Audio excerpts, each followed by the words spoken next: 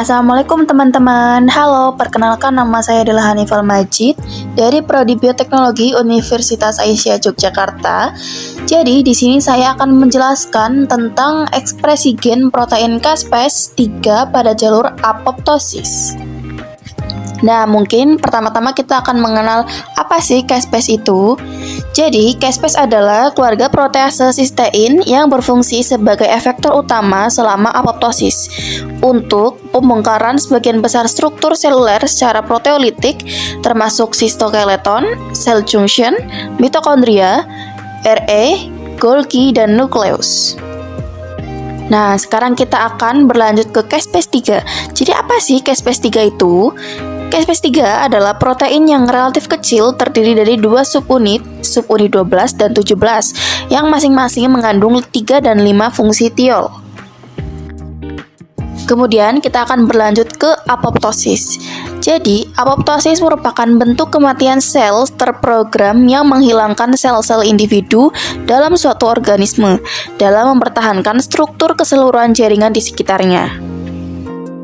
Jadi, apa sih peran caspase-3 pada proses apoptosis itu sendiri? Jadi, perannya adalah untuk membelah dan mengaktifkan caspase-6, caspase-7, dan caspase-9 untuk memecah sel-sel apoptosis sebelum dikeluarkan. Kemudian yang selanjutnya adalah aktivasi dan mekanisme seluler caspase-3 dalam apoptosis. Aktivasi ini sendiri melalui dua jalur, yaitu ekstrinsik dan intrinsik. Kemudian ada mekanisme jalur apoptosis ekstrinsik.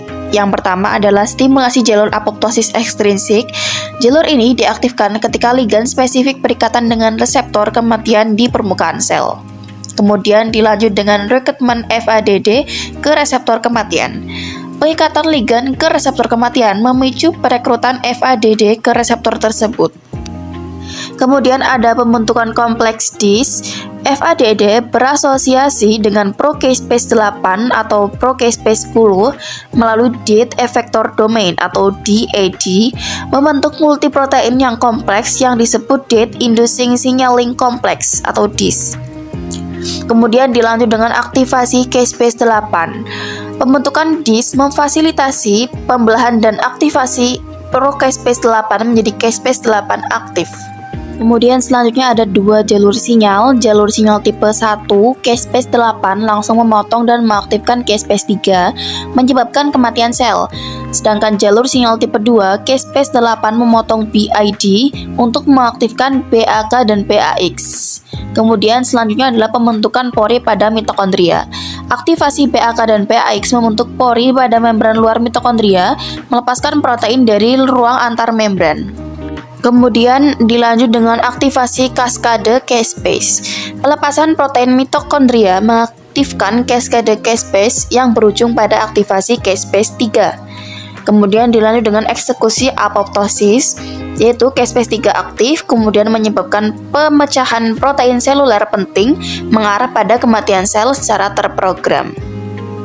Yang selanjutnya adalah mekanisme jalur apoptosis secara intrinsik. Yang pertama adalah induksi stres seluler.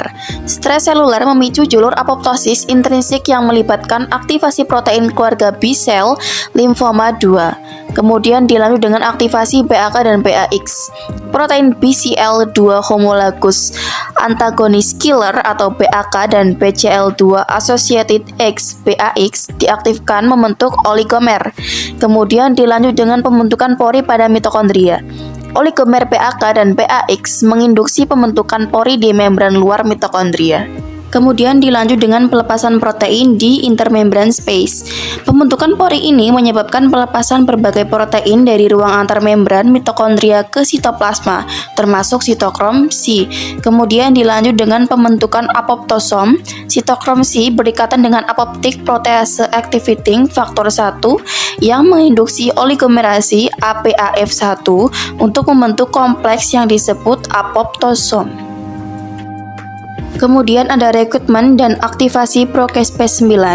Apoptosom merekrut procaspase-9 yang kemudian mengalami dimerisasi dan aktivasi menjadi caspase-9 aktif.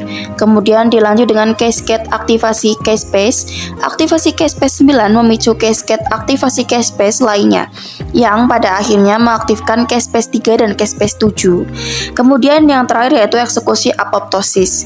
Caspase 3 dan caspase 7 yang aktif melakukan pembelahan berbagai protein seluler, menghasilkan perubahan biokimia dan morfologi yang khas dari apoptosis.